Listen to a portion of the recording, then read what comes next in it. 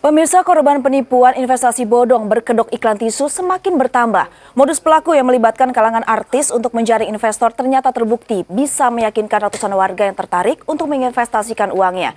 Akibat akal-akalan pelaku, salah seorang korban bahkan ada yang sampai harus menggadaikan rumahnya untuk menebus kerugian yang dideritanya.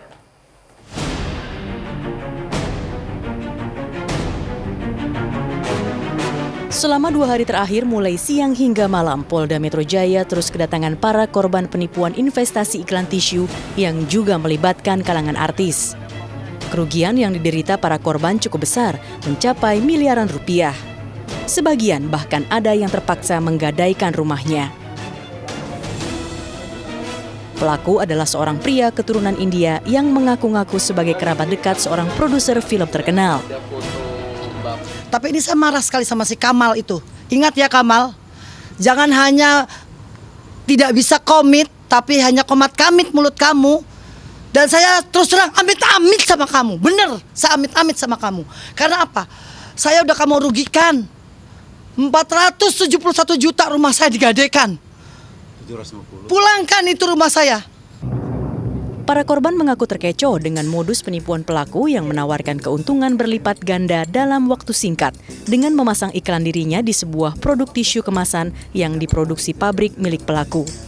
Syaratnya para korban harus menyetorkan sejumlah uang minimal 1 hingga 5 juta rupiah.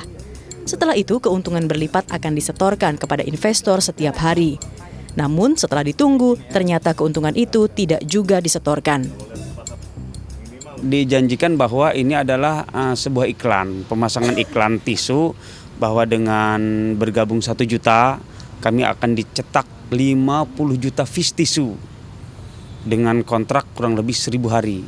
Dan dari setiap piece tisu itu kami akan diberikan Rp4, sehingga rata-rata kami akan diberikan keuntungan Rp200.000 per hari selama 1000 hari, berarti keuntungan sampai hingga 200 juta.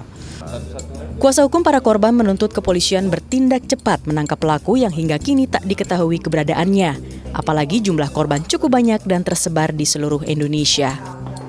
Tapi yang jelas kami ingin di sini menuntut keadilan bahwa polisi sesuai dengan Undang-Undang Nomor 7 untuk segera menindaklanjuti perkara MLM yang meresahkan masyarakat, karena terus terang korbannya itu lebih dari 2.000 orang di seluruh Indonesia.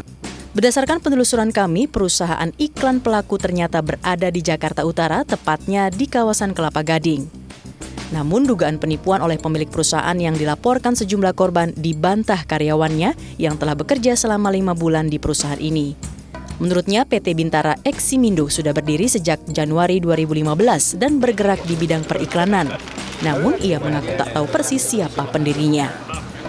Nah, jadi gini, kalau misalnya kayak perusahaan-perusahaan apa gitu ya, investasi bodong gitu, biasanya kan itu langsung tutup tuh ya. Yang kita tahu nggak terlalu ngerti banyak. Cuman yang aku lihat itu berapa kali aku nonton di TV juga ya, tutup dia kan gitu ya, kabur yang ownernya kan. Tapi kalau di sini kan enggak, kita itu emang benar-benar tuh ada perjanjian juga waktu itu ya.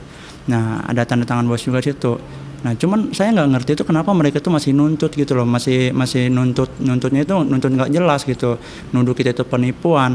Sementara kita itu emang ya mereka juga tahu perjalanannya itu lagi nggak mulus aja gitu loh. Dan saya terus terang amit-amit sama kamu, bener.